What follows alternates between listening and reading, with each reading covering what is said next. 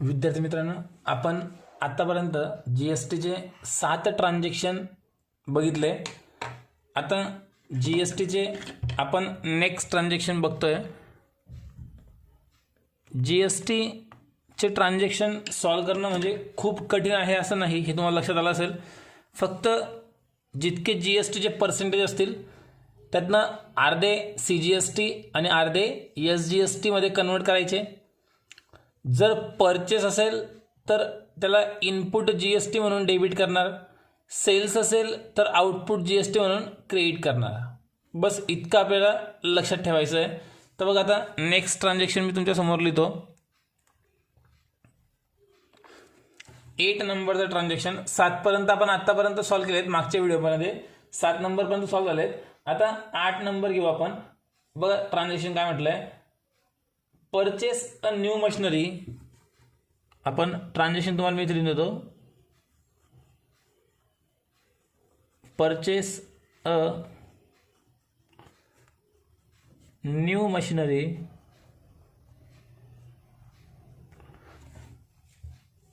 Worth rupees 1 lakh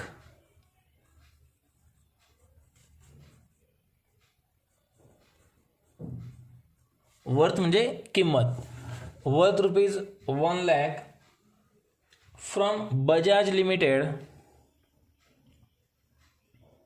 from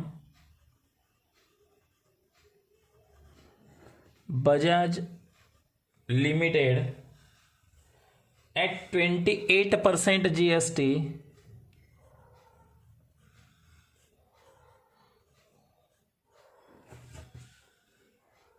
and amount paid by debit card.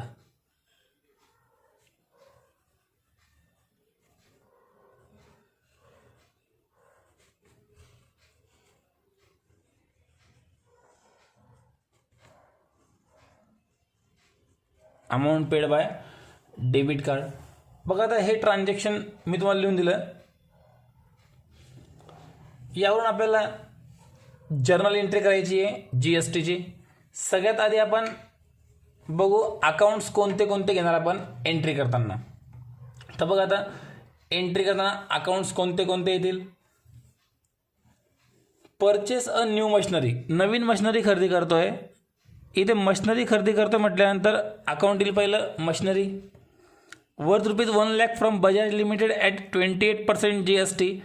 Bajaj लिमिटेडनं खरेदी केली आपण 28% GSTने, म्हणजे GST अकाउंट तुम्हाला घ्यावं लागेल. And amount paid by debit card, बँकेमार्फत अमाऊंट पेड केली आहे, मग तुम्हाला बँक अकाउंट घ्यावं लागेल. बजाज लिमिटेडचं नाव घेण्याची गरज नाही, कारण आपण रोख खरेदी केलेली आहे. हां, जर तुम्हाला amount paid by debit card जर म्हटलं नसतं तर हे उदाहरण उधारीचं झालं असतं, तर आपल्याला बजाज लिमिटेडला एंट्रीमध्ये घ्यावे लागले असते. पण इथे आपण डेबिट कार्डने पेमेंट करतो म्हटल्यानंतर बजाज लिमिटेड नाव घेण्याची गरज नाही. ठीक आहे. तर आता बघा, कोणती कोणती अमाऊंट घ्यायची हे आपण क्लिअर केलं. कोणते कोणते नाव घेणार हे आपण क्लिअर केलं. डेबिट कोणाला होईल, क्रेडिट कोणाला होईल आपण क्लिअर करू. मशिनरी अकाउंटला नियम लागेल रिअल अकाउंटचा. रिअल अकाउंटमध्ये मशिनरी कम्स इन आहे, त्याला होऊन जाईल डेबिट.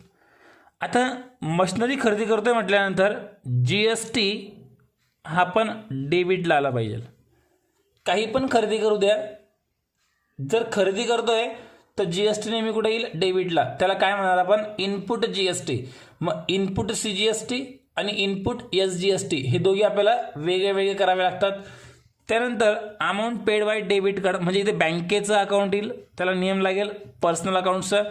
आणि आपण पेमेंट बँकेमार्फत करणार, म्हणजे बँक होऊन जाईल गिवर, बँकेला क्रेडिट. संपलं. बँक काय होऊन जाईल, क्रेडिट, कारण बँक इथे गिवर होईल. आता डेबिट कोणाला करणार, मशिनरीला डेबिट, GSTला डेबिट, आणि डेबिट कार्डच्या ठिकाणी काय घेणार आपण, बँकेला क्रेडिट. आता आपण एंट्री करण्याच्या आधी अमाऊंट किती घेणार ते क्लिअर करू. आता कॉस्ट ऑफ मशिनरी, मशिनरीची अमाऊंट बघा किती आहे, 1 लाख रुपये. मग इथे मी थोडंसं वर्किंग नोट करून देतो.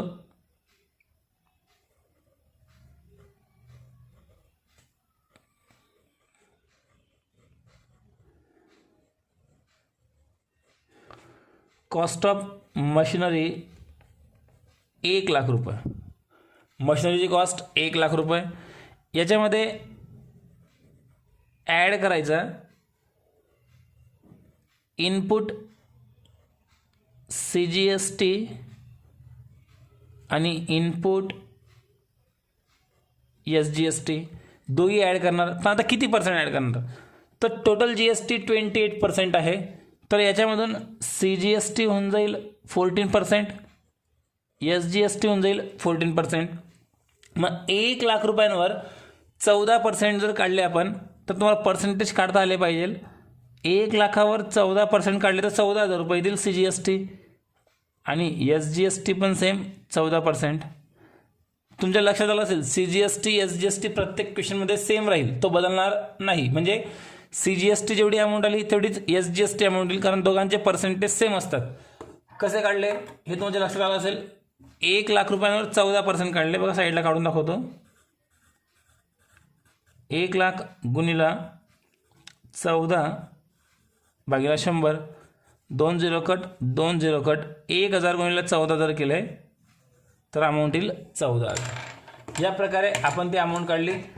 टोटल अमाऊंट किती झाली बघा, 1 लाख आणि हे GSTचे 28, 1,28,000 झाली टोटल अमाऊंट. क्लिअर झालं. आता एंट्री करणार. एंट्री करताना मी आता कॉलम्स ड्रॉ नाही करत, तुम्ही कॉलम्स ड्रॉ करायचे व्यवस्थित मागच्या क्वेश्चनसारखे बघा. असे कॉलम व्यवस्थित ड्रॉ करून मगच लिहायचं आहे. मी ते विदाउट कॉलम एंट्री करून घेतोय. एंट्री काय होईल बघा,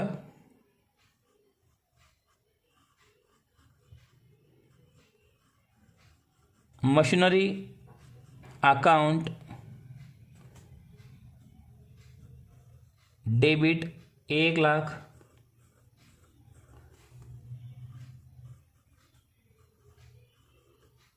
input CGST account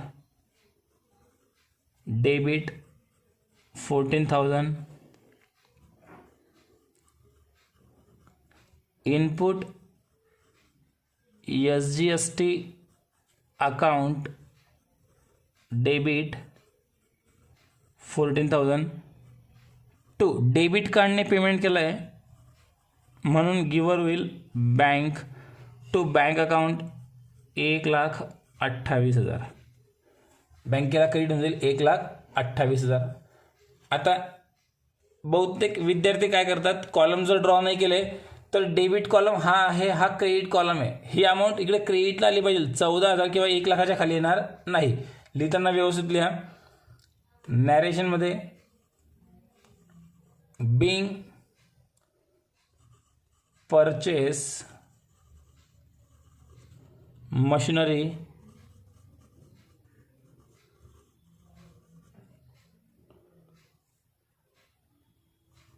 @28% GST by debit card. Payment आपण डेबिट कार्डने कंप्लीट केलं आणि ही एंट्री पण संपली. क्लिअर असेल एंट्री. आता नेक्स्ट घेऊ आपण ट्रान्झॅक्शन 9 नंबरचं. 2 ट्रान्झॅक्शन जरी व्यवस्थित समजले एका व्हिडिओमध्ये तरी सफिशियंट आहे. तुम्हाला फक्त हे ट्रान्झॅक्शनच्या एंट्री समजल्या पाहिजे. ह्या जर एंट्री समजल्या तर आपण उदाहरणामध्ये याच्यापेक्षा वेगळं काही करणार नाही आहेत. फक्त काय होईल की जे एंट्री आपण इथे एक ट्रान्झॅक्शन घेतोय एंट्री करतोय, एक ट्रान्झॅक्शन घेतलं की आपण एंट्री करतो, एक ट्रान्झॅक्शन घेतलं की एंट्री करतो, तेच फक्त उदाहरणामध्ये काय होईल की एक सोबत 10-12 ट्रान्झॅक्शन दिले जातील आणि त्याच्या एक सोबत आपल्याला एंट्रीज करायच्या आहेत. बाकी सर्व सेम राहणार आहे. म्हणजे तुम्हाला एंट्रीज जमलं पाहिजे. तिथे आपण इथे एक एक एंट्री करतोय आणि ट्रान्झॅक्शन देतोय, तिथे ट्रान्झॅक्शन सगळे एक सोबत राहतील, त्यावर आपल्याला एंट्रीज करायच्या आहे. म्हणून तुम्हाला एंट्रीज समजल्या पाहिजे म्हणून आपण एंट्रीजची प्रॅक्टिस भरपूर करून घेतोय. नेक्स्ट एक ट्रान्झॅक्शन बघू आपण आणखीन. त्यामध्ये इथे आपण चेक करू बघा. नेक्स्ट ट्रान्झॅक्शन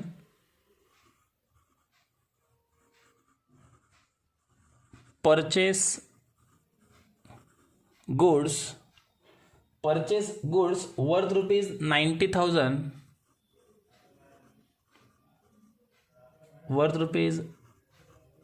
₹90,000 फ्रॉम कंगना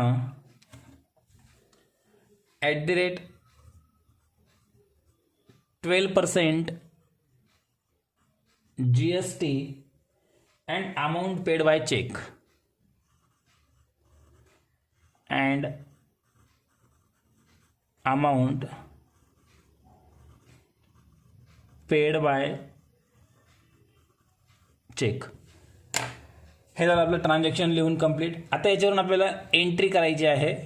तर एंट्री करताना अगोदर अकाउंट्स कोणते कोणते घेणार हे आपण क्लिअर करू. बघा, मागच्या ट्रान्झॅक्शनला परचेस मशिनरी म्हटलं होतं, तर आपण एक अकाउंट मशिनरीचं घेतलं. इथे परचेस गुड्स आहे, तर आपण गुड्सचं अकाउंट नाही घेत, आपण त्याला कोणता अकाउंट घेतो? परचेस. हे क्लिअर आहे. पहिलं अकाउंट राहील परचेस, वर्थ ₹90,000 फ्रॉम कंगना. कंगनाचं नाव केव्हा येईल? जर उधारीचा व्यवहार असेल तेव्हा. पण इथे बघा अमाऊंट पेड करून टाकली, चेक नाही, म्हणजे व्यवहार रोखीचा आहे, कंगनाचं नाव घेण्याची गरज नाही. आणि दुसरं अकाउंट येईल 12% GST. मग आता परचेस अकाउंटला नियम लागेल नॉमिनलचा. नॉमिनलमध्ये तो डेबिट होऊन जाईल, एक्सपेन्सेस आहे म्हणून.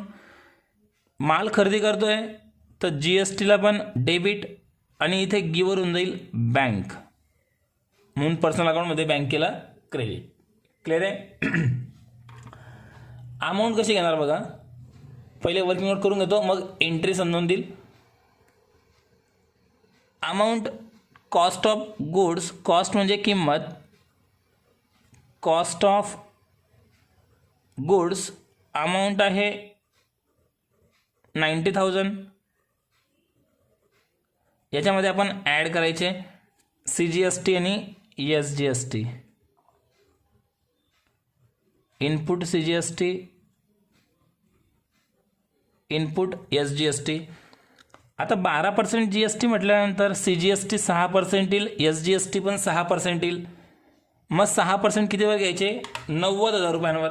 मग 90,000 रुपयाला 6% काढू आपण. हे बघा साईडला काढून दाखवतो. 90,000 × 6/100, 20 कट, 9:6, 54, 20 सेम. 5,400 रुपये. हां, ह्याले 6%, CGSTनी फिक्स 6%, SGST ॲड करून टोटल खाली घेऊ आपण 1,08,000 रुपये. आता याच्यावरून आपल्याला एंट्री करायची आहे. एंट्री तर आपल्याला समजून गेली काय करणार आपण. एंट्रीमध्ये डेबिट कोणाला करणार आहेत? परचेसला. बघा मग आता लक्ष दे.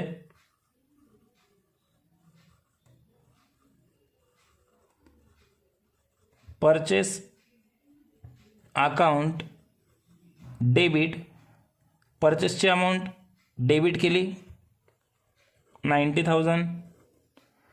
नंतर input CGST account debit 5,400. Input SGST account debit 5,400 to bank account. Bank account याच्याकरता कारण आपण चेक दिलेला आहे 1,08,000 रुपये. एंट्री कंप्लीट झाली. नॅरेशनमध्ये बिंग